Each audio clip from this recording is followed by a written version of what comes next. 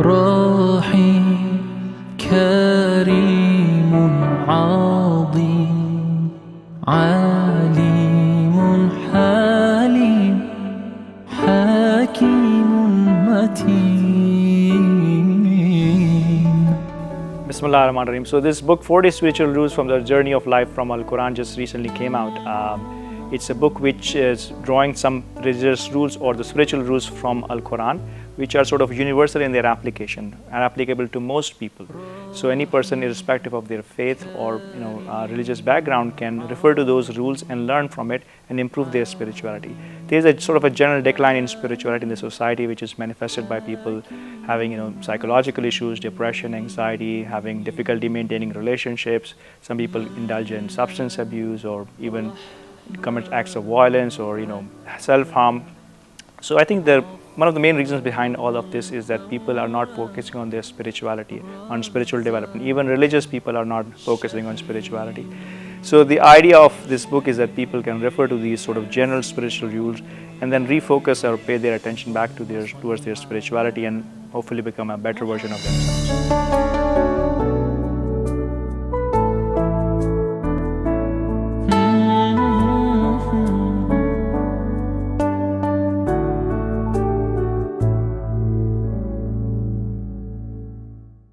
Good evening and assalamu alaikum, ladies and gentlemen. We welcome you over here at Al-Ghadeer Education Foundation. We are especially honored to have Dr. Jaffrey introduce his book to the community and to all of us. I had a chance to look at it briefly last night, and I was extremely impressed by the way it's formatted. I really appreciate all of you coming here, especially those of you who showed up on time and have been waiting here. So we really appreciate each and every one of you. I would like to introduce a few people, and I would like to call them up onto the podium. Dr. Maulana Yasir Naqvi to please come up to the front. And we would also like to invite Dr. Adan Rios to please come and take a seat. And of course, the man of the day, Dr. Jaffrey, to please come and take a seat over here.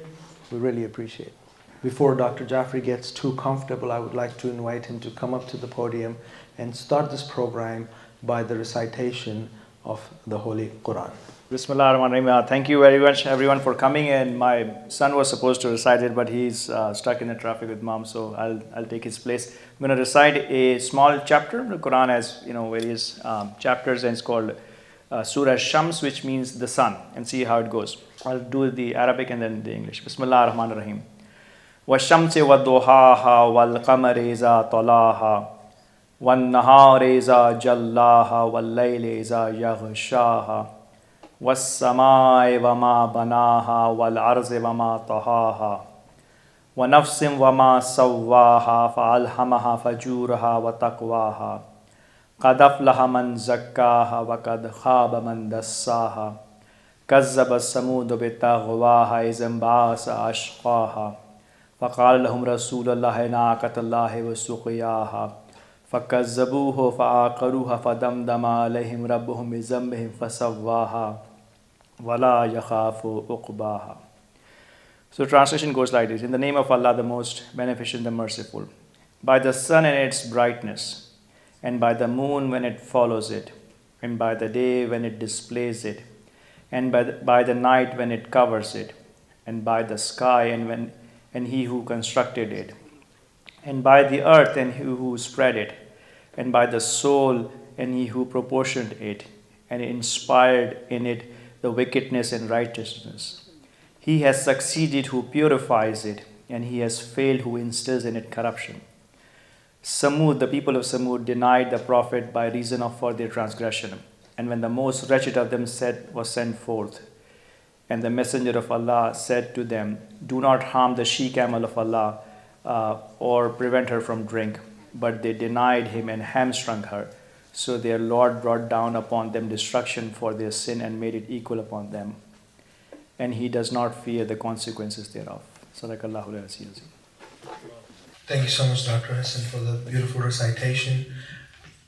Normally, in all our gatherings, we start with the recitation of the Holy Quran, and also we invite someone with a a beautiful voice to come and praise the Prophet of the Islam, Hazrat Muhammad sallallahu alaihi wasallam, or someone from the members of his Ahlul Bayt, his household.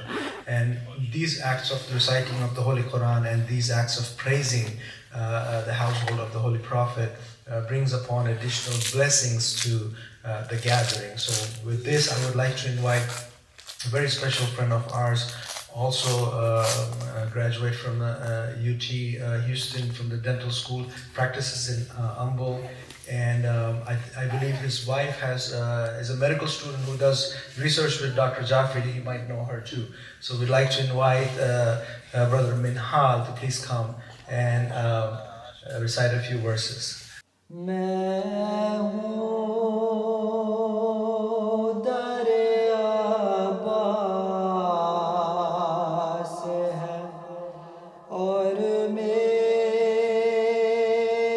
Jabeen ہے میں ہوں در عباس ہے اور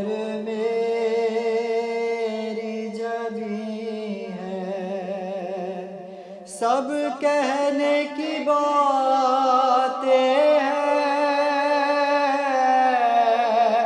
فلک ہے نازمی ہے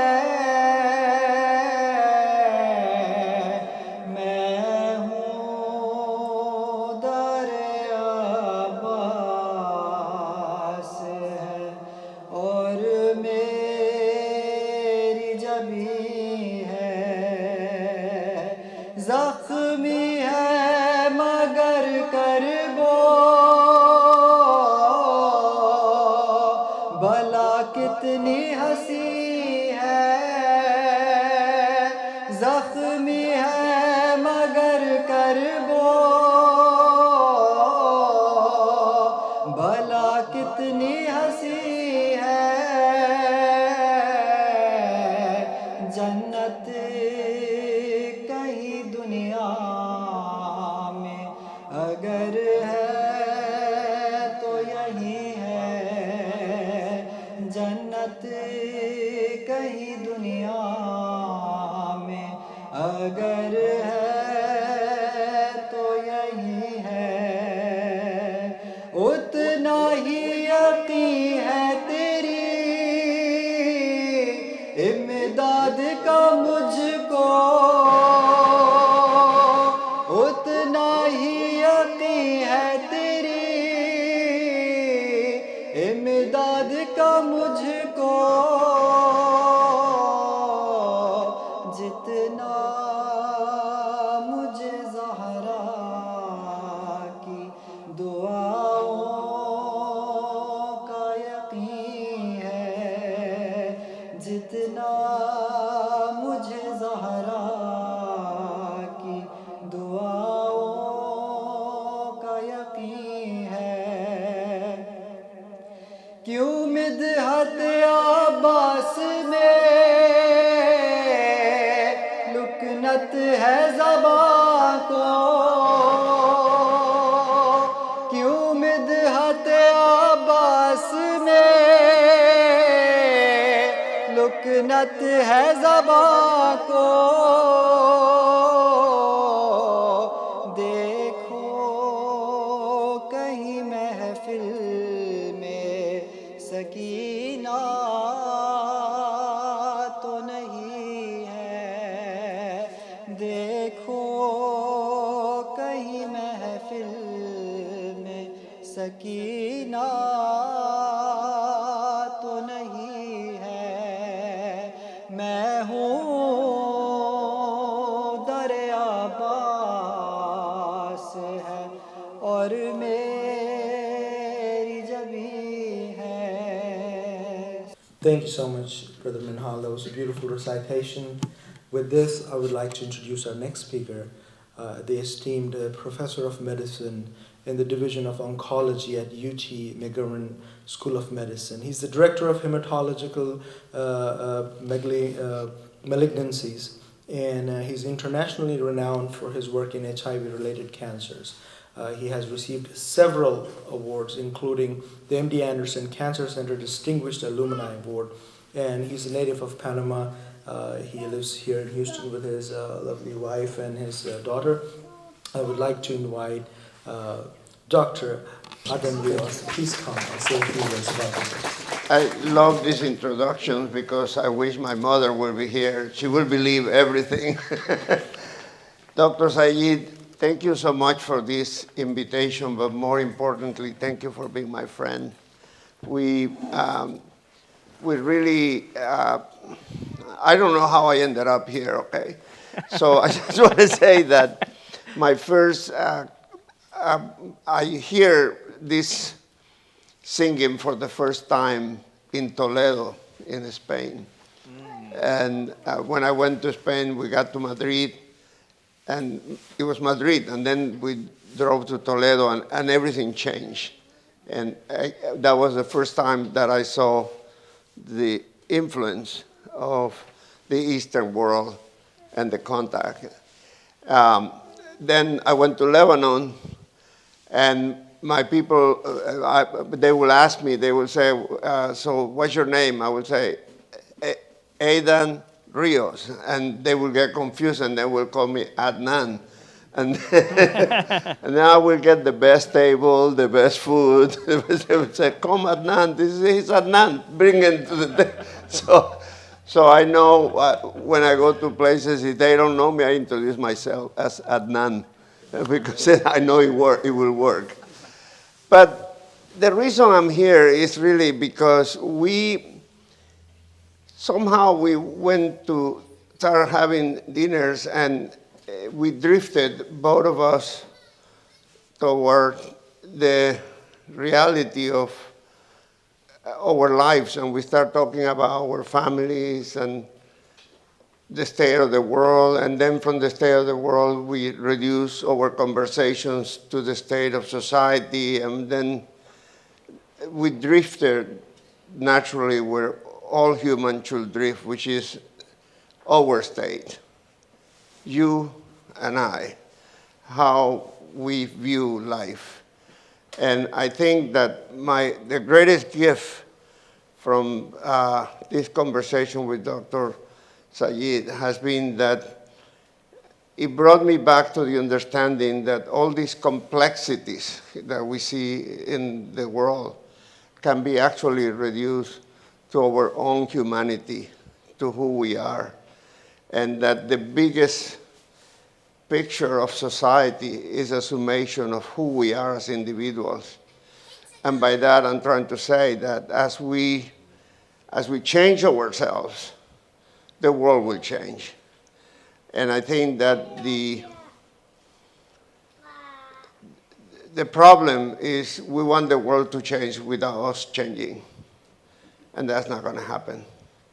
It's until we change that the world is going to change. And our change takes challenge. It takes questioning yourself and being able to look at how are you living, and how are you really dealing with questions of good, evil. Good exists, evil exists, God exists. And I think what surprises me the most is that all these we know. And so I was thinking, I wanted to say something really smart tonight. And I guess the only thing that I come up, and I want to leave you with that because I think hard about it and I hope that it works, is that I really don't need to read the New York Times to know what is right from wrong. I know. We know. Because I have a dear friend. If you read the prologue of the book, I quoted Socrates when he said, a Greek philosopher who said, we cannot live any better than when we try to be better ourselves. That's the best way of living.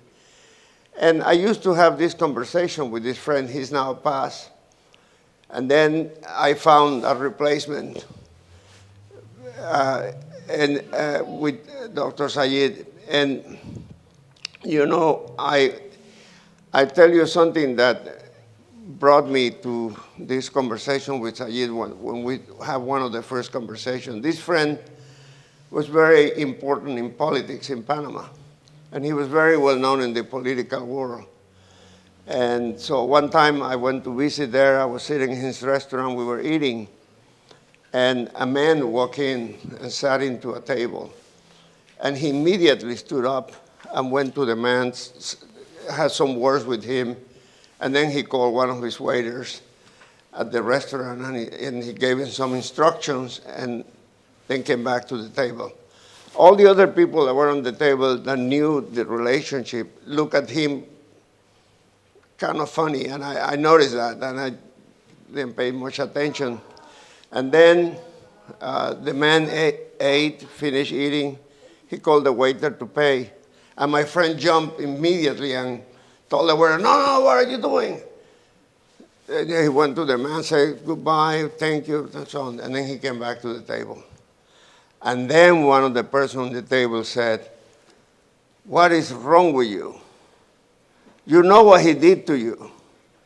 You know what he has done to you. I will have given food, but I will put rat poison on the food. What is wrong with you? And my friend just looked at him and says, well, I did what my God told me.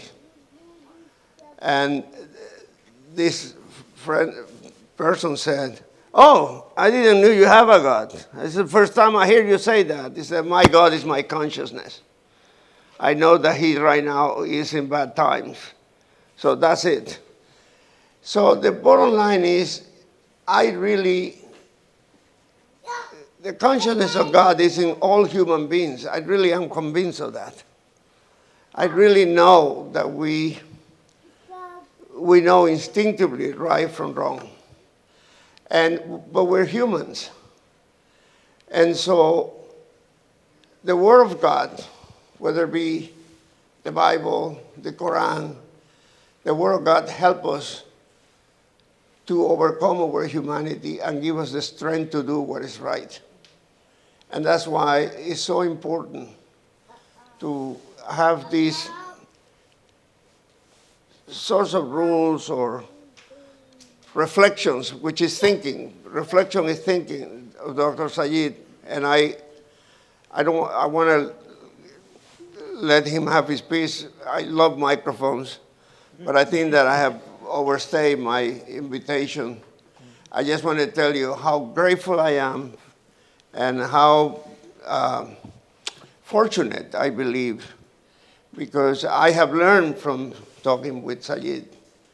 And I have resolved, I have solved serious problems in my own life as a result of these conversations. And I want to publicly acknowledge that, because I think that as I see what you have done, I think that that is your intent, to help people to live better, to help people to have solutions and to have guidance. And I thank you for that. And I'm very grateful that you chose me to write those words. Every word that I wrote there, I thought very carefully about it, because I knew that this was important. It was important not only for you, but it's important for all those who read it. And so with that, I'll close. I want to thank Mary Beth that is here with me. It's always good to tell my wife that I want to be a good person, and that always matters. So with that, I close. Thank you. Thank you very much. Thank you very much for your time. Thank you so much, Dr. Rios. Spoke from his heart. Really appreciate you being over here. I would like to introduce with this someone who started their journey back in Pakistan and ended up at UCHI as an associate professor of medicine in the division of oncology. And he specializes in the cancers of the lungs and the head and the neck. So he doesn't recommend more than 2 packs. So we would like to invite Dr. Sayyid Hassan Raza Jafri. Thank you. Please come and introduce himself. Bismillahirrahmanirrahim. Thank you again, everyone, for being here today, especially Dr. Rios and Maulana. This event really was conceived by Maulana Yasir Naqvi. I introduced the book to him a few months ago, and he introduced that we should do a book launch event at Al-Ghadeer, and he talked to the management. And thank you very much to Mehdi and Taki and Safdar, everybody who's been involved in getting this thing arranged. So as Dr. Rios, again, thank you for coming and giving your remarks. The idea of book was born because of our conversation with Dr. Rios. So he's my professional colleague, senior. I've learned a lot from him. We know each other for the past 10 years. And after besides work, we sometimes go out, have lunch, and just have conversations. So, and when we discuss various things about life, sometimes I would quote things that we learn from our religious background, some things that are applicable to general people. And I remember telling him one day that we are not really responsible for the outcome of our actions. We are just responsible for what we do. We have to do it correctly and with good intention, but the outcome may or may not be what we desire, because there are so many other factors that are also involved. As Quran says, وَلِلَّهِ عَاقِبَةُ الْأُمُورِ. For the outcome of the affairs is in the God's hand.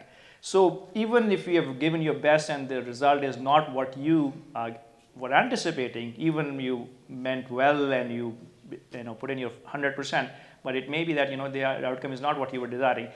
You just have to accept that, because there are other factors that are involved as well. And he came back with a very positive feedback, and that's what he mentioned today, that it really helped him, whatever issues that he had in his personal life. So this where the idea was born, that why not just pick up some of these phrases or quotes from Quran, which are very universal in their application, which are sort of general in their appeal, and most people, irrespective of their faith, can relate to them, and they can probably make a meaningful difference in their life. So that's the main reason for writing this book. And then the second is what he, again, Dr. Rios alluded to, was this sort of a general decline in spirituality and morality, in the society that you see, and it's visible everywhere. As human beings, we are sort of multidimensional. We have a physical body, a mind, also have a spiritual aspect. If somebody does not reach their physical height that they're supposed to reach, we call them, physically stunted. You can tell somebody's supposed to be 5'10", but they end up being 5'6", so because of either illness or lack of nutrition, you call them physically stunted. In the same way, somebody who's not as smart as an average person, and so we can tell them, or we can understand that they are mentally challenged. In the same way, all of us have a spiritual aspect to our existence as well. And if, again, without being arrogant, I'm just trying to say that we kind of ignore that aspect and don't pay attention to that. We also have a spiritual aspect which also needs attention, and most of us, including myself, are spiritually not developed the way we should be, what our potential is, where we can be.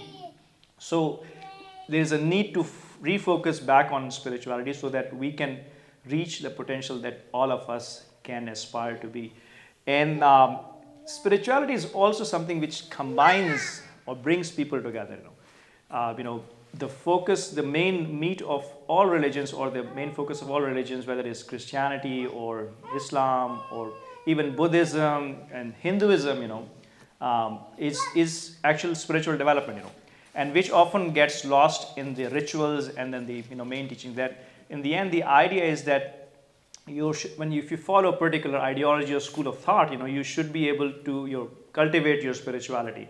Even in like Hinduism, like Chinmaya and his school of thought, a lot of their focus is on service and spiritual development. So it's not just in Islam, but across the board. So that's something which combines people.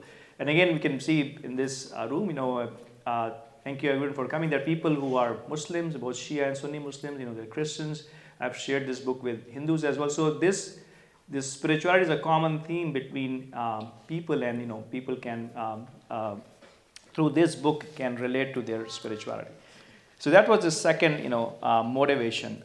Now, coming to the source document, which is Al-Quran, I just want to say a few things that the wisdom that's sort of written in this book is coming from Al-Quran, and Quran is, as you all know, or most of you know, is a book revealed to Prophet of Islam, and it's he started his movement around in 7th century Arabia, and he had revelation from God, and he basically spoke the word of God, and it was written down and compiled in the form of this book which we have in our hand called Al-Quran. It's a fairly extensive document. It's a large document. It's about 6,000 plus statements or phrases or paragraph, what we call ayats. And there are a couple of remarkable things I want to mention. There are many things, but I want to mention which just tell you how important this book is. One is that the text of the book is preserved. It's quite same. It's, in fact, it's all same wherever you are in the world. Although it's a very old document, about 1400 years old, and Muslims are divided into dozens of sects.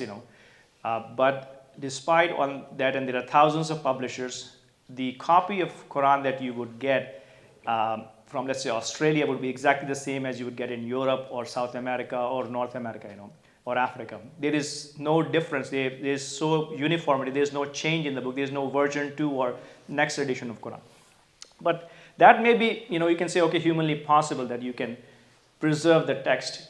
But there is another part of it which I found particularly interesting. The book is in Arabic language. Now what happens is that languages change with time or sometimes even disappear. Take the example of Latin. So Latin is a language which was around 300, 400 years ago. The work of greats like Isaac Newton, etc., were in Latin. Even now, those who study medicine, a lot of terminology is in Latin because that was the scientific language of that time, just 300 years ago. And today, nobody speaks Latin. It's kind of disappeared except for some university professors. The language has just completely disappeared. Even if the language does not disappear, sometimes it changes so much that it's sort of unrecognizable.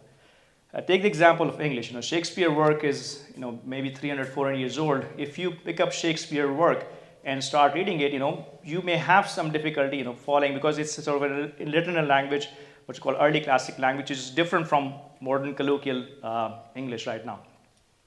Now, if you go back 1,000-year-old and pick up an English document written in English, a native speaker of English would not be able to recognize even a single word. It's so changed so much. Over the past 1,000 years, it has transitioned so much to what is English now that a native speaker of English cannot read a 1,000-year-old English document. Although it's still English, same alphabet, same words, same alphabet. They can recognize the alphabets, but they cannot recognize the word. They cannot make any sense of it. But the remarkable thing about Quran is not only the text is preserved, the language is also preserved. Despite 1400-year time frame, which is a huge, more than a millennium, today a native Arab speaker can pick up a copy of an Quran and fluently read it and understand most of it. So remarkably, the language has been preserved as well, and even most Muslims are non-Arabs, they can also, with little practice, can learn to read it and understand it. So I think that makes it really a remarkable book that, despite being an ancient document, it is still so accessible that even non-Arabs with little training can access it, which tells you that not only the text has been preserved, but even the language has been preserved as well. Now, Quran, although is seen as a religious book that you refer to that for your religious understanding and teachings, but I would like to say that Quran is also a book of life. It tells you about your own life. It's sort of you can relate to your personal life through Quran, through reflection of Quran, and many statements and phrases are directed towards people, like as if the Quran is speaking to you in first person, and so people, when they're reading through it, they can reflect on it and relate to the events happening in their life. The likeness of Quran is that of like a light, which helps you see what's going on around you. So let's say if I want to see what's going on in this room, I need two things. One is I need to open my eyes and I need to turn on the light. So you need both eyesight as well as light to see. The likeness, if you want to read what's going on in your life, you also need two things. One is your intellect, and the second is the revelation. So the likeness of your intellect is like your eyesight. that you have to use that to see. That's your faculty of vision. But at the same time, you need to eliminate it with revelation, And when you combine both reason and revelation, then you can see more into the, reality of existence. For example, if I want to see in this room and I turn off the light and just, it would be pretty dark. I would not be able to make out much. At the same time, even if the lights are on and my eyes are closed, again, I would not be able to see what's going on in this room. Same way, if you try to study what's going on in your life and you don't use reason, you just focus on the revelation, you won't be able to make sense of what you're looking at. At the same time, if you close the revelation and just use reason, there'll be a lot of darkness. You will not be able to see much. So you have to kind of combine both to see further into the reality. So that's, I think, the second aspect of Quran I wanted to highlight, that it's something that you can relate to your personal life, not just necessarily a book for understanding religion and religious instructions and history, but more to see what's going on in my personal life. Now, the way the book has been laid out is that I've chosen about 40 short statements or phrases from Al-Quran, and then there's a small explanation to it. And then the idea is that when you read the book, you reflect on your personal life and see what sense it makes to you.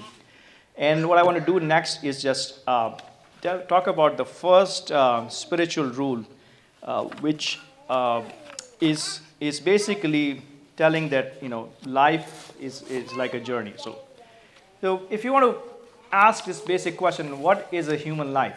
The Quran explains that and alludes to that. So there is a statement in chapter 84 of the Quran called which goes like this: Bismillahir Rahmanir Rahim. Ya ayyuhal insanu innaka kadihun ila rabbika kadhan famulakihi. Again, it's addressed to mankind. It's not addressed just to Muslims. It's addressed to people in general. That, oh, people or mankind, you are striving hard and you would definitely going to meet your Lord. You're going to eventually meet Him. So the theme of this phrase or the ayat of Quran is that you are sort of traveling. It is like a journey. So, and then there are other statements in Quran like, ila rabbika muntahaha. The final destination is your Lord. Wa ilayhil masir. The journey is, or the final destination again towards the Lord. So many ayahs of Quran mention that there is actually a travel or a journey. So as a child goes through various stages of life, it's basically he's like journeying, from any, it doesn't have to be Muslim, any child, becomes a teenager, adult, a mature person, old person, and eventually dies. These all phases are like a journey, and they are actually a journey of their soul. Your soul is developing and maturing, and you see the changes in your body, which reflect what's happening actually in your soul. Now, whenever somebody is traveling, whenever there's a journey, the first question you ask is, okay, where is the destination? Where are we trying to go? So what is the destination of the journey of life? And that's, again, the answer is here that, Ya ayyuhal insan innaka kadihun ila rabbika kadhan famulakihi, and you would meet your Lord. So actually the destination and goal is God Himself. So that's the end result of the end result of where your journey ends is God. So the idea is that the summation of all our goals in the end is God, irrespective of whatever you're trying to achieve. See, people are driven by what? People are driven by power, by beauty, by goodness, and by being generous. So these are some of the traits that people seek, and these are all traits of God. So the sum of all our activities, whether it's personal life, professional life, indirectly or directly, we are all trying to reach God. That's the summation of all our activities, because in reality, there is nothing in existence except God and His manifestation. So everything is a manifestation of God. So irrespective of whatever your immediate goal or near goal is, the eventual goal or final goal remains God. Now, when we talk about journey, there are a few other things. For example, we want to know what our destination is. At the same time, what the path is. So now, which path should we follow? If life is a journey and we know the goal, but which path we follow? And I think Muslims can relate to that every day we ask this prayer that, Ihdinas siratal mustaqim, guide us to the right path. So there is actually a path that we have to take to get to the goal. Unless you take that path, you will not be able to get to the goal. And, siratal mustaqim in simple terms can be described as being obedient to God or falling within the domain or the rules established by God, so you can stay on the track. If you know, for example, if you're speaking, you should speak the truth. If you lie, then you're deviating from the path. So from this basic understanding that if your destination is God, then you have to remain within that framework or the path which the religion provides in the basic morality that you're supposed to be on. The last thing I want to mention about journey is in terms of motion. Whenever there is a concept of journey, there's always a concept of motion as well, that you should be moving. If you're going somewhere, you should be moving, right? So where is that motion? So, motion can be relative to other things, but motion can also happen within the very substance of a being. And this was described by a famous, Iranian philosopher called Mullah Sadr. It was about 400 years ago, and he's probably the most important philosopher of the past 400 years. And he has this theory called transubstantial motion, or Harakat al-Johariya, that the motion happens within the very substance of a being. I know it's a difficult concept, but through an example, maybe you can understand. Take the example of a seed. So a seed, let's say if you plant it in soil, it would change into a small sapling, it would grow and become a small plant, and then it may be a mature tree, and then start giving fruit. So the journey of that seed is from that seed to being a big tree. The change really has happened in the very substance of that seed, and the seed has transformed into a mature tree. So that seed had the potential of becoming that tree. So the motion that has happened has actually happened within that seed. Take another example of, let's say, of a butterfly. So butterfly lays eggs, and these are small, tiny eggs. And then they hatch and change into larva, and then larva becomes pupa, and then pupa eventually grows and becomes into a mature butterfly. So the change that is happening in the substance of that egg has transformed from that little insignificant egg to a beautiful butterfly. So the motion has happened within the substance of that being. Now the same concept applies to humans as well. We also all have a potential that we all can become a butterfly as well. We have to see what our potential is, and that's what the spiritual transformation is. So as you go through the journey of life, the idea is that you're transforming yourself to get to that stage where you're supposed to be. Like each one of us has a potential, what's called Muqam-e Mahmud, or the desired outcome. All of us can reach each God has given potential to each, irrespective of who you, a man or woman or any religion or caste. You have a potential that you can reach. But if you follow the path and your destination, what your destination is, you can eventually reach it. So this understanding or this realization that you are on a path, there's a journey that you have to travel, is the first step of spiritual awakening. What's called as yagza. Now many people go through their entire life, even if they are religious, may never understand this, or may never realize this, that they are on a path and they're supposed to get somewhere. And Imam Ali has mentioned that most people are sleeping and they would wake up after their death. And this is what the sleeping is, that you don't realize that you are actually on a path, you're supposed to get somewhere. If you go through your entire life without ever paying attention to this, you would miss the point. So this is the sort of the description of the first point I wanted to mention, that that the life is a journey. Take life as a journey. That's what the reflection on Quran means. So Quran, when you reflect on these simple ayahs, you'll understand what your role is in this world and what you're supposed to do. Okay, now as you are going through this journey of life, and you understand that there is a potential or a target that you're supposed to reach, then everybody should evaluate where they are vis-a-vis their own personal goal, their own personal spiritual goal. They have to take account of their own self. So 5 years ago I was here, and right now I'm here, and where should I be in the next 5 or 10 years? So this personal self-accounting that each one of us should do is, you can call maybe the second step of your spiritual path, and which is called muhasaba, or self-accounting, that you should reflect on your own actions and your words, even your thoughts, as to see, and that tells you who you really are.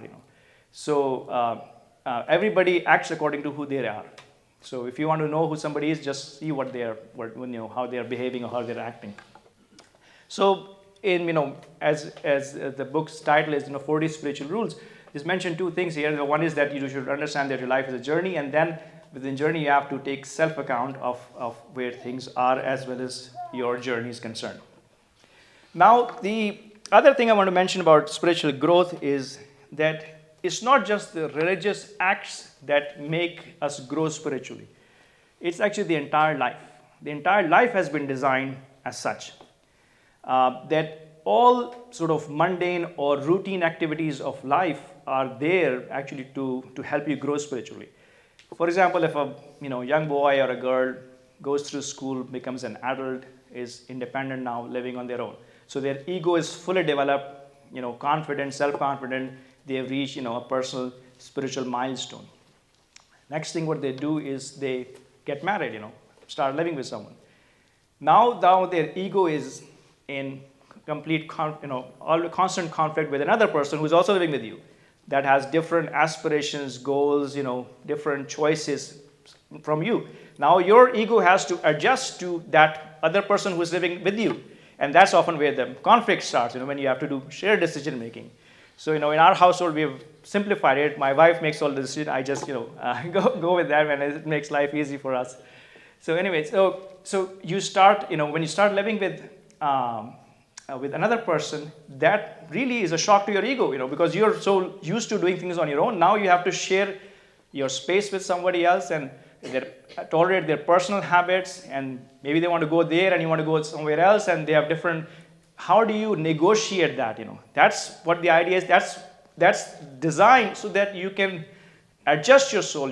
If you don't get into that challenge, if you never get married, you never have to face that challenge. So you go from being an I to we, and then the next stage comes, which is the harder, which is when you have children.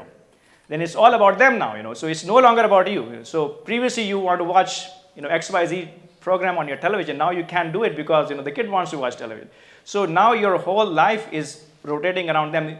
So you can see the focus shift from you, from living alone and doing whatever you want to do, now with this sort of routine activity, which is getting married and having kids.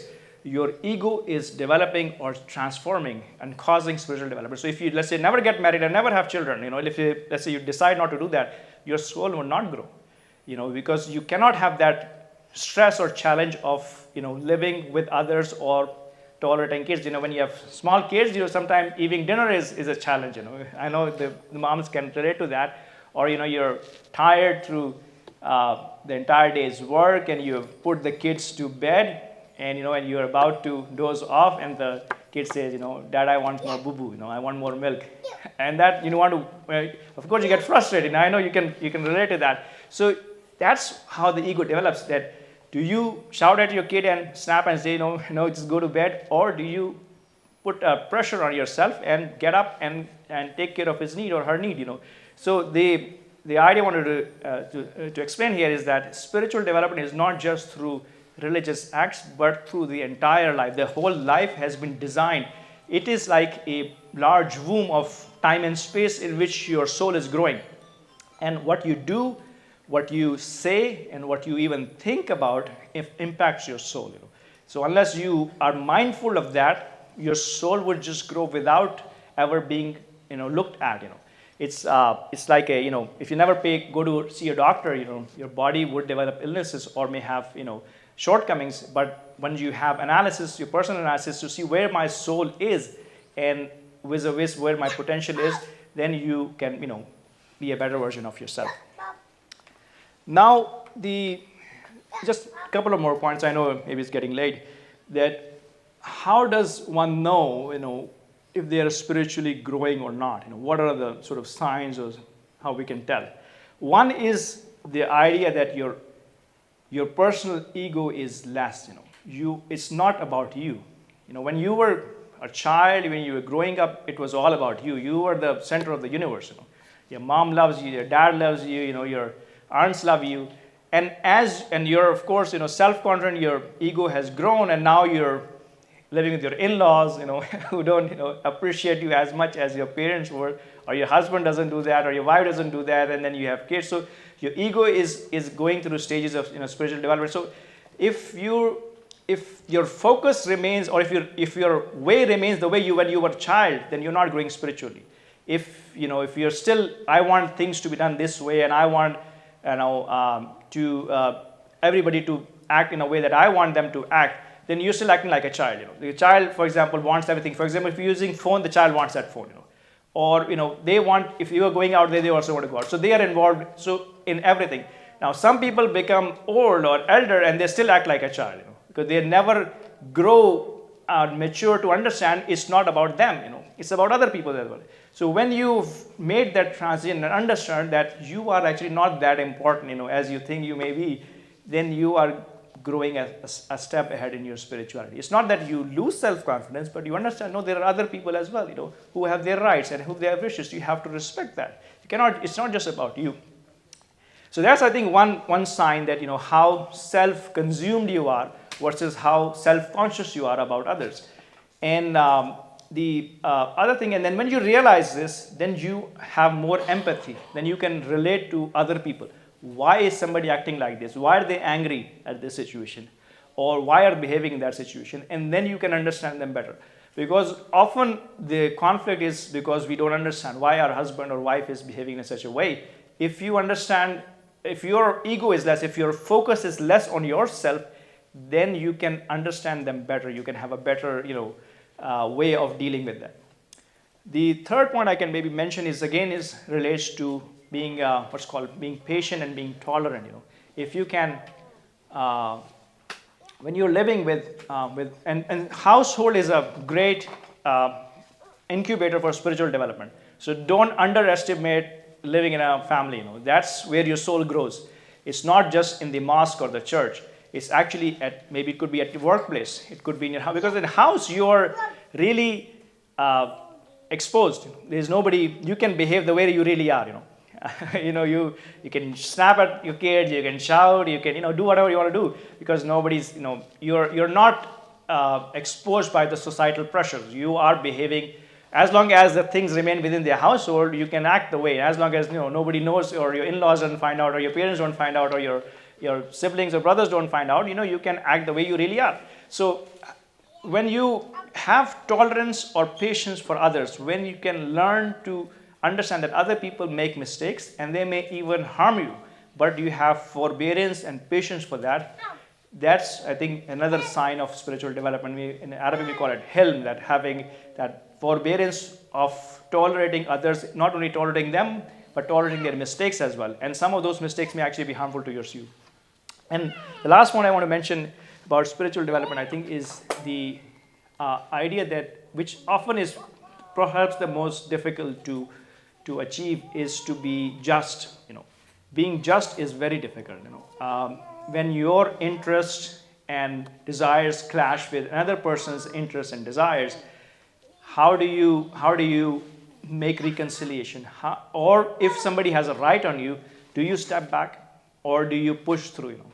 Or if, let's say, your child is in a conflict with another child, whose side do you take?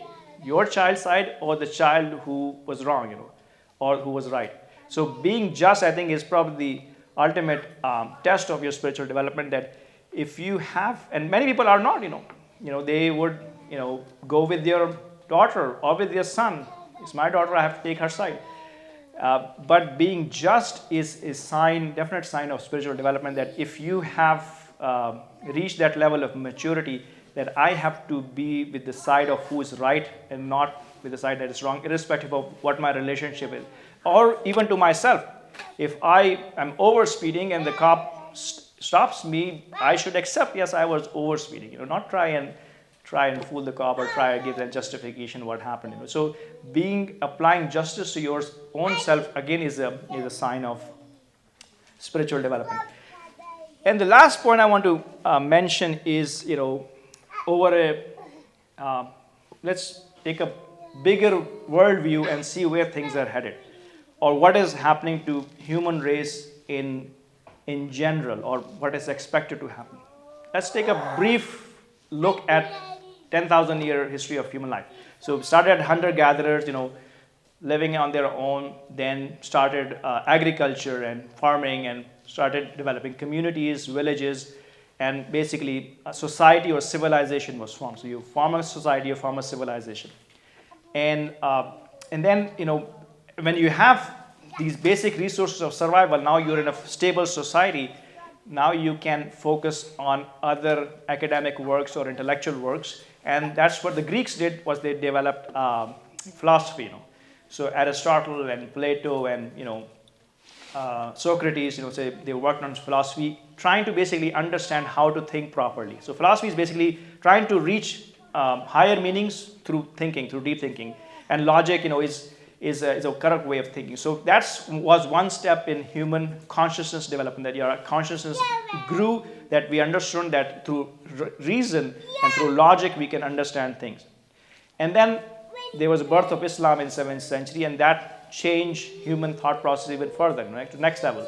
Many things that we have today, like the basic sciences were developed at that time. For example, algebra, is coming from the word is coming from the book of Al-Khwarizmi, or Jabir bin Hayyan is a father of chemistry, and there are many, or Avicenna or Avicenna was his book in medicine was taught for over 600 years, even in Europe. So there was a phase in which the human consciousness even grew further. They were able to combine, basic science and some philosophy and then religion to advance human civilization further, till this civilization came in contact with the European civilization and transformed that as well. And Renaissance happened, and then we had what's called the scientific revolution of the 15th, 16th century, in which human beings learned to use empirical evidence to figure out what's going on in the world. So previously it was logic and reason and maybe some revelation or some maybe basic experiments, but really the major change in human consciousness happened after the scientific revolution, and now we really transformed the world. I can use a handheld device and talk to my brother across the globe through using satellite GPS connection, and you all understand how modern life is, how different it is from being horse carriage and farming and those eras. So over past 300 years, scientific revolution has really transformed human life. We have much more control over the material world. We can manipulate it the way we want to. Go to the moon, literally go to the bottom of the sea, and this is through using basically empirical evidence, experimenting to figure out what's right and what's wrong.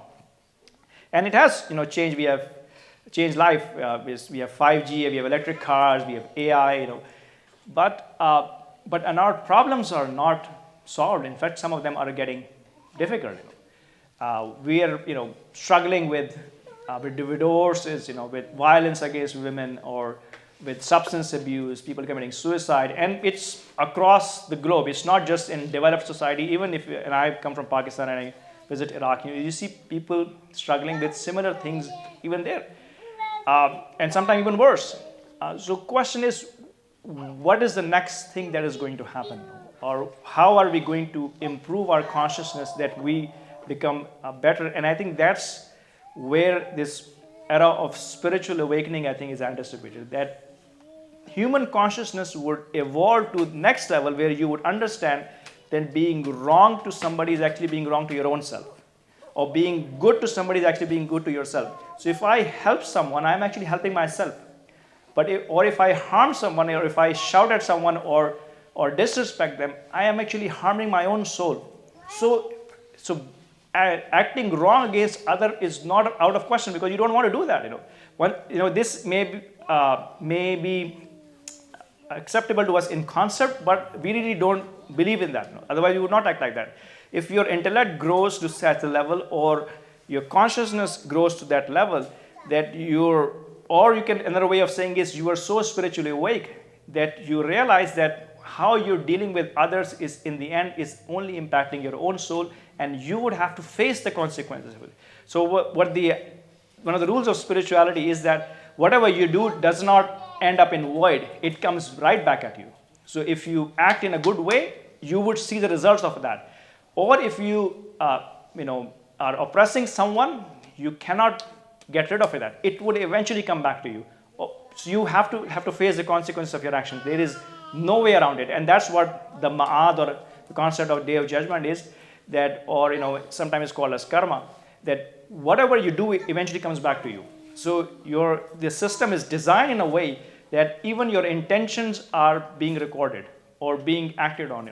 So what your intention is, what you have said, what you have done, what you have even thought about can have implications on your spirituality. So human consciousness once develops to that level of maturity, a lot of problems would get better, and a lot of interpersonal conflicts, a lot of substance abuse or other issues that humans face are going to definitely decrease or may even get eliminated depending on this level of spiritual maturity of humans in general. And I think that's where what we understand as Mahdi's revolution, Imam Mahdi's revolution, that Allahumma salli ala Muhammad, or in Christian tradition, the kingdom of heaven, when people live in peace with each other. And how does that happen? That happens when you are spiritually so mature that you understand that oppressing others' right or harming them is actually not in my personal best interest, irrespective of what the law says or whether I got caught or not.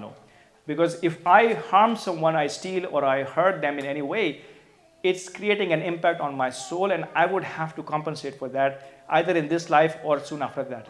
So once that level of consciousness and maturity is across the board or in general, then the disorder in the system is likely to get much better. And the biggest aim of this book was so we can move in that direction, and this could be one of the first steps in that direction. And that's where I would end. Thank you very much for coming and listening.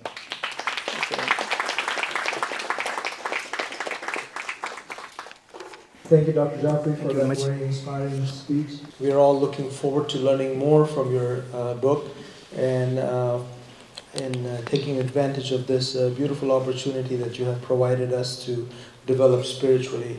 I would like to thank each and every one of you who have come over here. Somehow we started late, but miraculously we will end on time. So it never happens, but it'll happen today. With this, I would like to invite our last speaker of the day, our esteemed scholar and orator, Maulana Yasir Naqvi. He's been lecturing for years now. He was a lecturer at University of Karachi.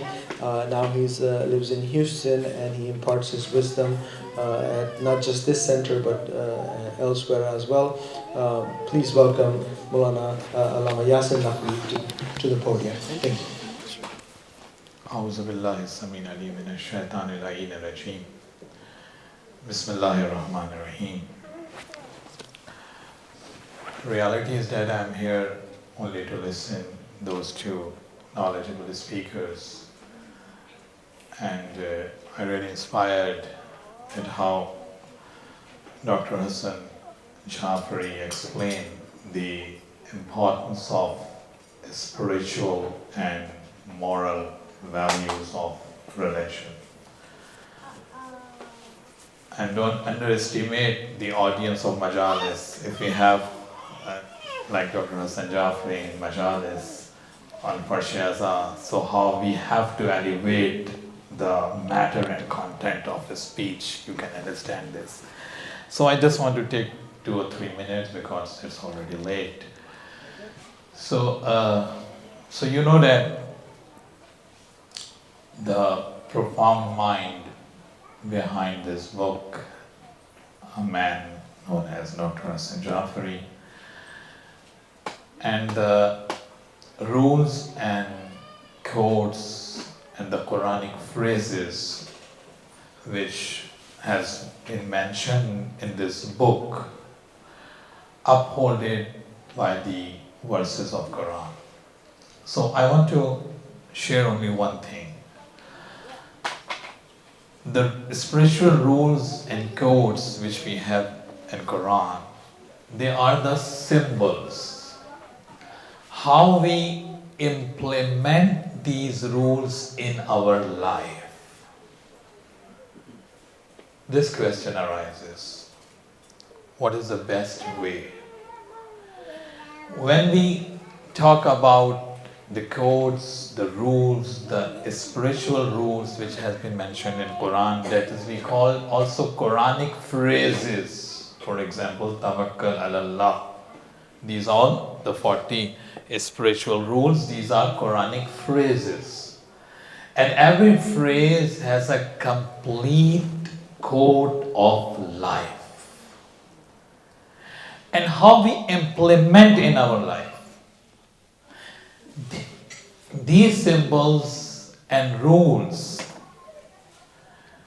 which has been mentioned in Quran, these rules are visually presented in the actions of Muhammad sallallahu alayhi wasallam and his progeny Ahlul Bayt alayhimus salam. That is the only way so we can implement these rules in our life. And it's common in all religions. It's not, we are not restricted with Islam only. For example, generosity, harmony, peace, to save the lives, to desire, to respect human beings.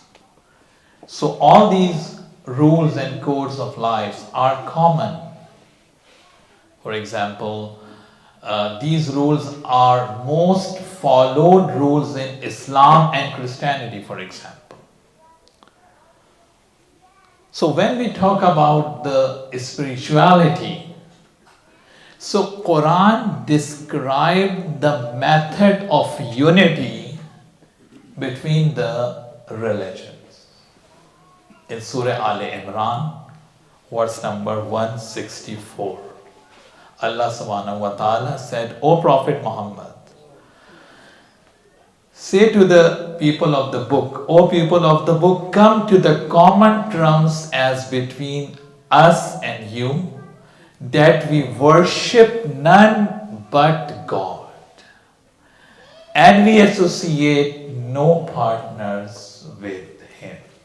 So this is a common factor, and on this common factor, we can arrange interfaith sessions, we can do, and you can say that interfaith harmony between religions, and we can convey the message that the real Islam taught by Muhammadu Ali Muhammad alayhi salam, and this real Islam is nothing to do with extremism, is nothing to do with terrorism. This real Islam, Islam of Muhammad, peace be upon him and his family, and the Islam of his progeny and Al-Bayt, is the religion of harmony, peace, to respect people, and to upgrade ourselves spiritually to save the life of humanity. This is a real message of Quran Hakim, and this is a real message of Muhammad sallallahu alaihi wasallam and salam. I'm very thankful to Al-Ghadeer administration that they give us the opportunity to arrange this program, and I'm very thankful to oncologist, respected doctor, and all of you. And inshallah, we pray Allah subhanahu wa ta'ala that it gives more qabuliyat for Dr. Hassan Jafri for his efforts in the field of research in spiritual religion. Thank you very much. Assalamu alaikum wa rahmatullahi wa barakatuh. Rabbana atina fid dunya hasana wa fil akhirati hasana wa qina azaban nar. With this, we would like to open the session for, if you have any Q&As for Dr. Hassan Jafri. He's here to answer any of your questions. Maybe we'll take 2 or 3 questions. I have a question. Maybe I'll start. Until then, you guys can think of your own. I won't be surprised to know that he's penned many research papers on oncology and stuff like that. I'm very interested to know how he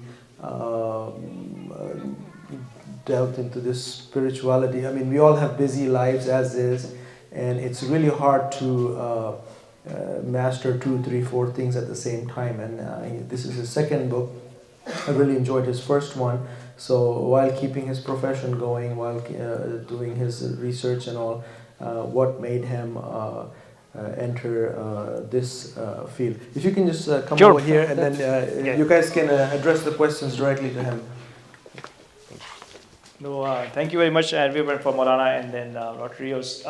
So the question about spirituality, yeah, I've been interested in this subject for quite some time, and I should mention I have a teacher named Dr. Mansoor Leghai.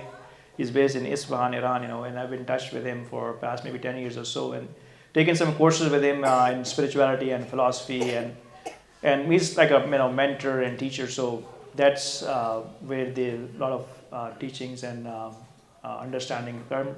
And the question about time, yes, the time is, it's I've been asked this before. The time is, the way I can say is that we all have same amount of time.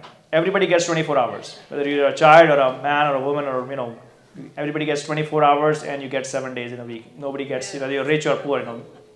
So question is, how do you make best of your time? So the few things I can say is that there's a concept of and time is also a ni'mat, or a blessing of God. You cannot, in fact, it's probably the biggest blessing that you have time to do something, or you have span of life so you can achieve something. And time, just like life is a journey, time is also flowing like water, like river is flowing. So if you stand next to the river, every moment new water is passing, so it's never the same. Once it's gone, it's never coming back. And that's how time is. Once this day is passed, it's never coming back. And let's say if you miss this session, it's never going to happen again. In the same way, so so we have to realize, first of all, how valuable time is. That's, I think, the first thing is to understand. It's probably the most valuable thing that you have.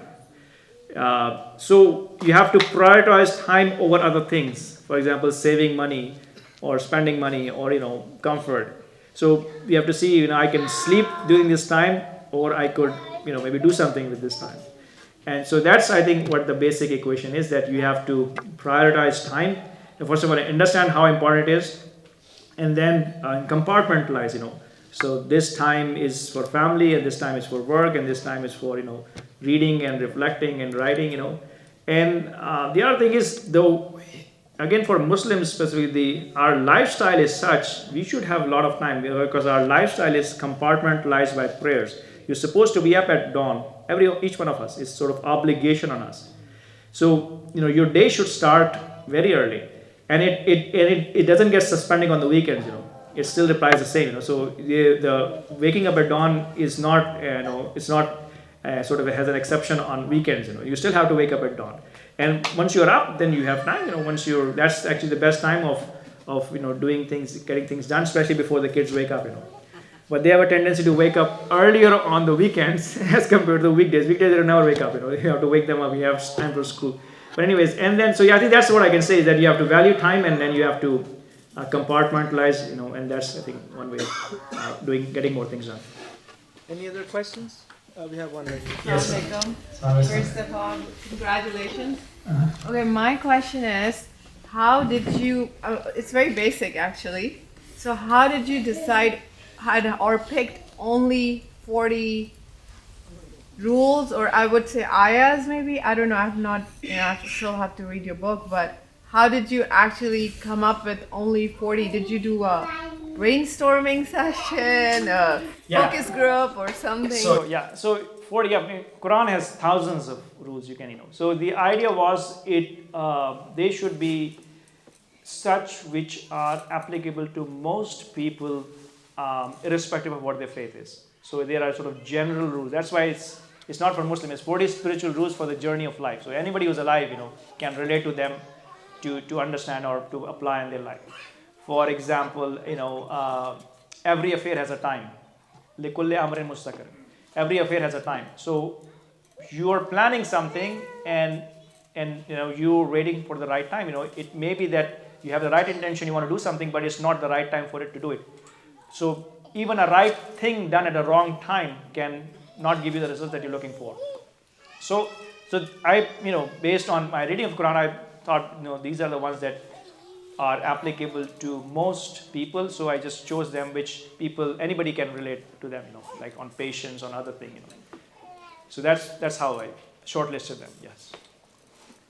Yes, ma'am. And of the 40, did you find one that you considered most important? I think, yeah, the number one, the one I said. So that I think gives you the framework of what it is all about. Because I think everything else then falls under it.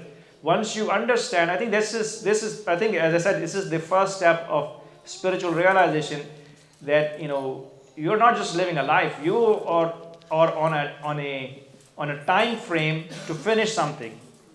And that time is running out.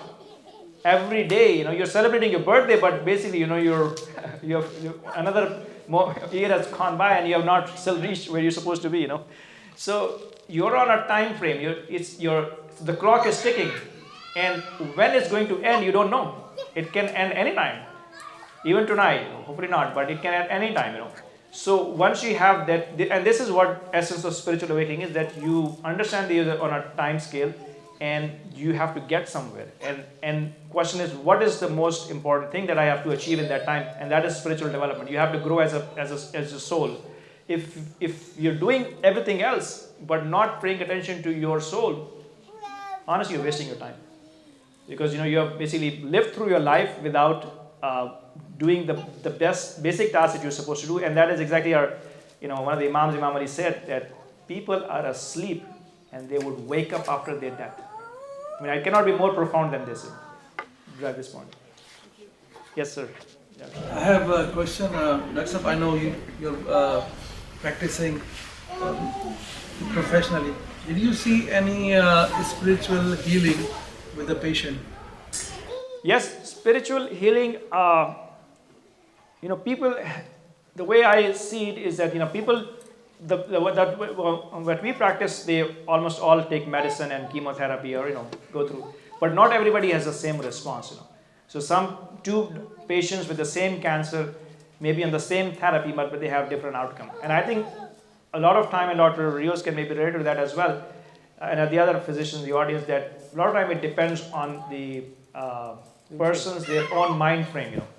If they want to get better, they would, inshallah, eventually get better. Of course, there are circumstances, but if you kind of overwhelmed with your illness and you're not willing to take the tough decisions or follow the recommendations, then likely your outcome is not going to be that good. So I think the way I see spiritual healing is when a person participates in their own, because eventually you have to get better, so you have to participate in the process, and that's, I think, is the best example of spiritual healing. I'm not talking about any miracles or anything, I've never seen anything like that, but people who want to get better tend to get better. That's what I can say. So yeah, your mind has a lot of influence on your body. We cannot underestimate that. Yes, please. My mother is asking if the book will be available in Urdu, and I have a question on the title, that why did you pick Sky and Stars and Horizon for both the books? Yes, Any special reason for that? Yeah, this one. So the book Urdu, yes, if somebody can translate, I'll be, we can try and. Yes, she can. Sure, thank you. That would be awesome. That would be really honor for us that we can get it translated. Yeah, Salli ala Muhammad wa ali Muhammad. Yes, and yeah, the design. So a lot of work goes in. So when the publisher asks you how do you want the front page or title to look like, and again it goes with the title. It's a journey. 40 spiritual rules for a journey of life. I said, okay, show a path, and then put a man on it. First they came back with the path. I said, no, put a man on it as well, so they know somebody's walking. And then I said, something illumination or spirituality, because spirituality goes with illumination. So I thought starry sky would fit that picture. Huh? Yes, yeah, that's also I think Dr. Rios has commented on this. That picture that my man is looking up and trying to figure out what's going on. So that goes with the title. So it's both are the same. That is more a broader overview of a lot of things. And you have read that covers a lot of things. This focuses more on spirituality, and I never planned to write this one except for my friend, who we ran into, and he made me. Your friend needed help. Made me write a book. I said, okay, I think this can be changed into a book. Thank you. I just want to ask, this book about, when you were writing, what age or what, people you are looking. Sure. Good. Good question. Good question. So the first one I would say is for any teenagers onwards. They can, because that's where they make their faith. Because you're exposed to secular ideologies, to theory of evolution, and to Big Bang, and a lot of these scientists are atheists, so you can get influence. I'm not denying evolution, but just saying that you can get influence and start believing that no, there's no God. And so that book is sort of like vaccination against that. You read that book and hopefully you can understand, because a lot of research went into that book. I read many books of atheists. I read through the 2-3 books on evolution before I could write on that. I have to see what their point of view is so you can answer that. But you have to. Sometime I was afraid that maybe I'll convert and become an atheist if I read their books. But I think it's okay. So the other one is more for mature audience. I don't think so anybody in a teenager or early 20s would be interested in spiritual development. At that stage, your education and job and finding the right girl, that's what you're looking at. Once you're sort of more settled, you're married, you have kids, and you say, okay, what's next? And I think that's the right application for that. Allahu Akbar, Allahu Akbar, La ilaha illahu al-Malikul Quddus. Allahu Akbar, Allahu Akbar, Ya Rahmanu irham ضعفنا.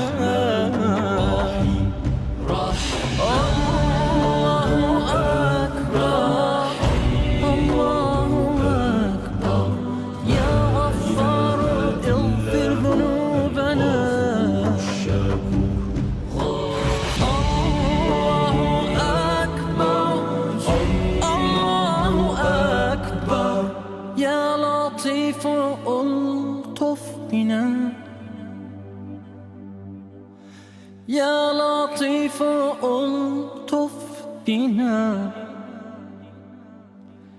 يا لطيف ألطف بنا ألطف بنا